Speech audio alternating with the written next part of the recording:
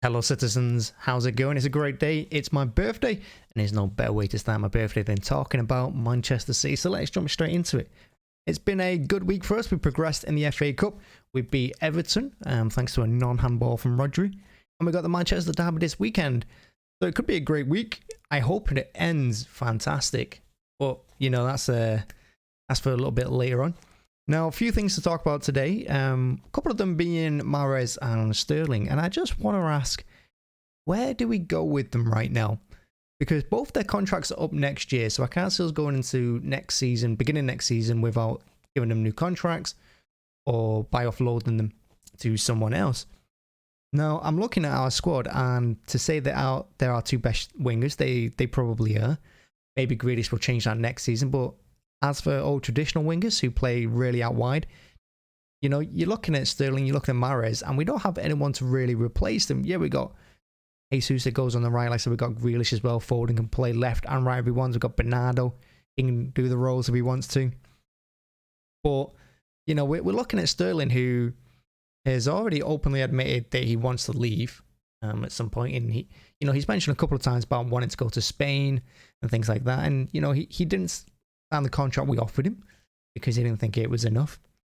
Recent rumours suggest that we're in talks with him again about it and that he's willing to stay now. Mahrez, however, recent reports from like Manchester United News and stuff say that we're yet to open talks with Mahrez, which I'm surprised at. Now, Mahrez has already posted his best goals for us this season since coming to us. And yeah, that's to say as well that when I think about it, neither player has been sparkling this season. I want to say they've both been playing their best football. Last year, I thought Mahrez was good. I thought Mahrez was brilliant last season. I thought he ended the season really, really well. Probably our best player in the second half of the season. This season, however, you know, a lot of rotation, a lot of stop and start. He's not really got going for me. He's had his moments, of course, but he's not been in his best form. Sterling too. I thought he had a really slow start to the season. He got better over Christmas. But the last couple of games, again, he's not really chilled off, but he's not been at his best. But that can be for the whole team as well. I can see the whole team dropping in the last few games, you know. We used to start off really strong in games, particularly with Pep. We get off to flying starts, we get early goals, and we don't let teams sit back and defend and time waste on us for 90 minutes. But from January through February now, you know, that's not been happening. We've not been starting off with these fantastic starts. We've let teams score first, you know, even including Fulham game in the FA Cup. They scored first.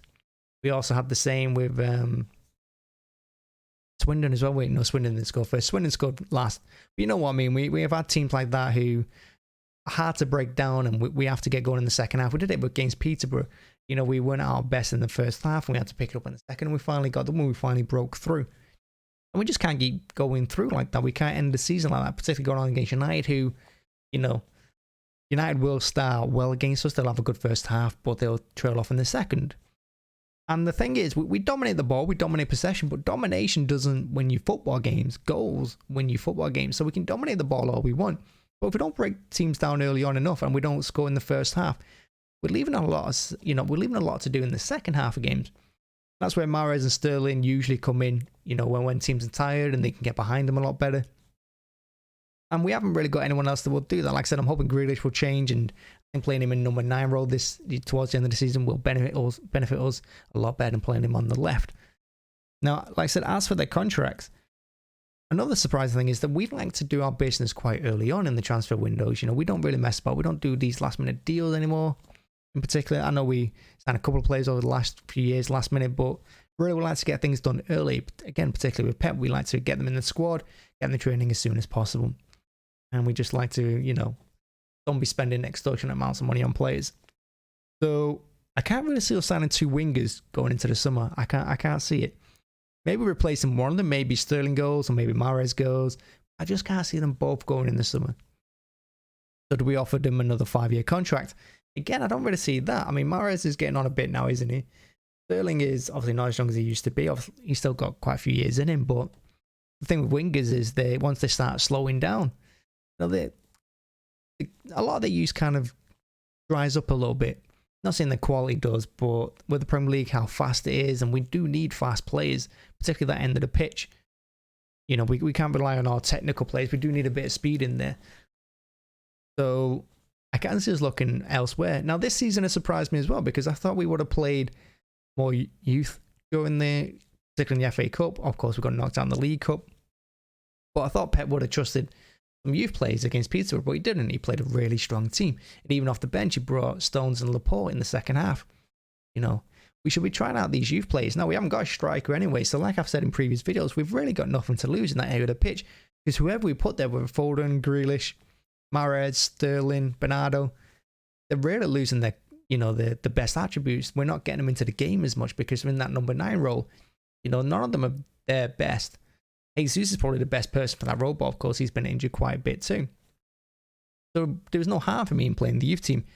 And again, that's surprising. And that really makes me think we've got someone in mind for the summer, whether that's Haaland with his transfer, his minimum transfer thing is on his contract's up, isn't it? I think it's like 79 million or something like that, rather than 150 or 200 what Dortmund were going to be asking. So his clause is up in the summer and we can get him for cheap, but of course a lot more teams will be going in for him, and it's his wages you're going to have to worry about, not his transfer fee. His wages are going to be ridiculous. We're not going to pay a player 400,000, 500,000 a week, and I don't think we should ever pay any player that. You know, we like to give players contracts and then build them up over years for what they do. Like De Bruyne, he's our highest paid player, and rightly so, because of what he's done for us the last few years.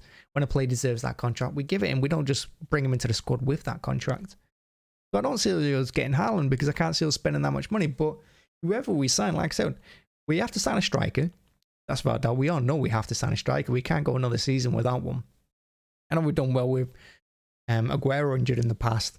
And this season, surprisingly, we're at the top of the table for as long as we are. And we've done really well this season without one. We need a left back. Again, that goes without saying. We don't have a traditional left back. We possibly need a right back because I think Pep's fallen out of love with Walker a little bit. I really do. I think he's starting to distrust him. I think when Pep loses his trust in you, you're not going to play.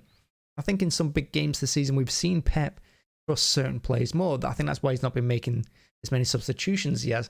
Remember the United game, Old Trafford, we didn't make a single substitution.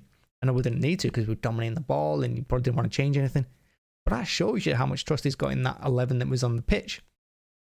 You know, and he's been playing Stones at right back. I know Walker was suspended in the Champions League and that was that was his stupid fault. He made a stupid challenge, got himself sent off when he didn't need to. He's also played him right back a couple of times in the league. And again, I think Stones has been brilliant in that position. I know he's not got the pace. Or getting up and down the pitch, he does it really well. And of course, he's more strength and he's got a lot more height. So I think against those teams that sit back, I think Stones is a good addition. I think Walker's going to come in against Liverpool and against United, you know, when they're going to hit you with pace and they're not really going to sit back as much.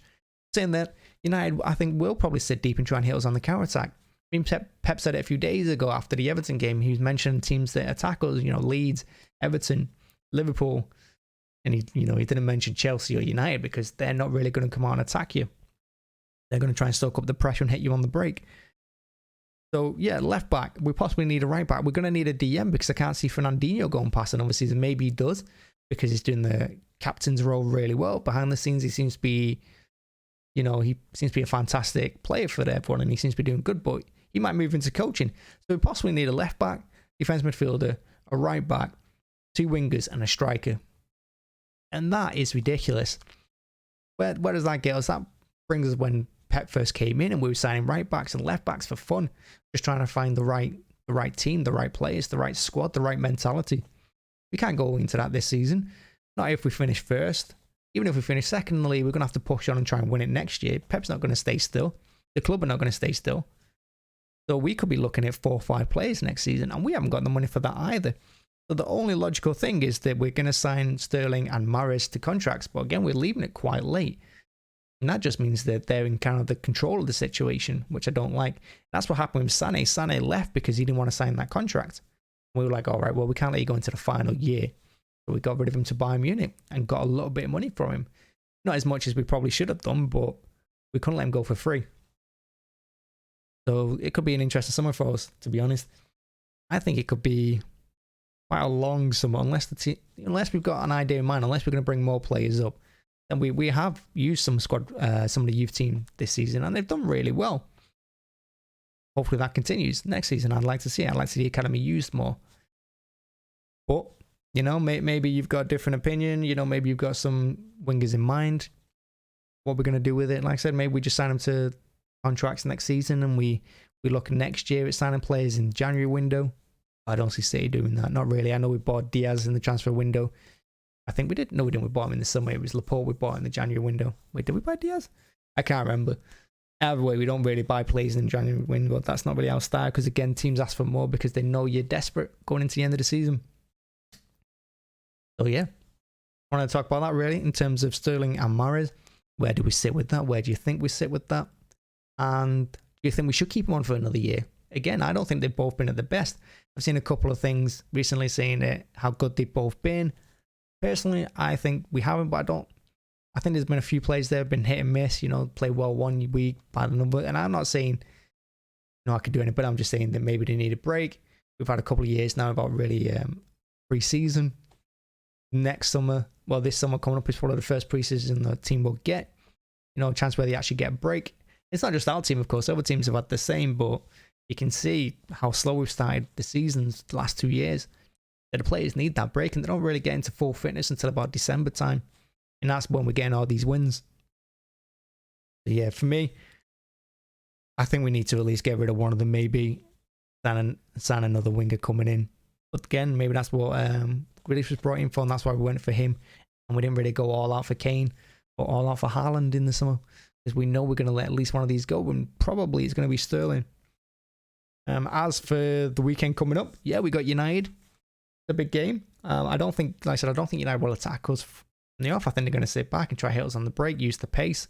United, another one hit and miss. But for me, derby games, it doesn't matter what form you're in. Of course, you can say that about the Premier League. Anyone can beat anyone. But derby games, I remember when we were poor, we used to beat United. When we were bad, not all the time, not frequent, but every now and then we would beat them. And of course, both teams have a really poor thing at home. The away team tends to win these games for some reason the last few years. I don't know why that is. The home team just doesn't want to win. We've thrown away a couple of leads. They've thrown away.